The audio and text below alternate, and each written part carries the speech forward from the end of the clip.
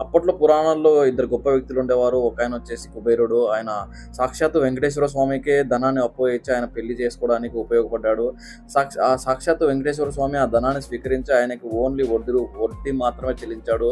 అతని సైడ్ నుంచి సెపరేట్ ఏం రికగ్నైజేషన్లు అయితే లేదు. బట్ ఇంకొక ఆయన పేరు కుచేలుడు. ఈ కుచేలుడికి ఇంకో పేరు సుధాముడు. ఈ సుధాముడికి ఫ్రెండ్ అయినటువంటి వాడు భగవద్గీత సృష్టికర్త శ్రీకృష్ణుడు ఒకానొక సందర్భంలో కుచేలుడి పాదాలు స్వయంగా శ్రీకృష్ణుడు కడిగి ఫ్రెండ్షిప్ యొక్క గొప్పతనాన్ని చాటాడు. సో ఎవరి గొప్పతనం వారిది, ఎవరి జీవితం వారిది. సో మన లైఫ్ని ఇంకొకరితో కంపేర్ చేసుకొని ఇంకోరిలా ఉండాలని, ఇంకోరిలా చేయాలని మన ఓన్ ఇండివిజువాలిటీ కోల్పోతున్నాం. So don't compare your life like others.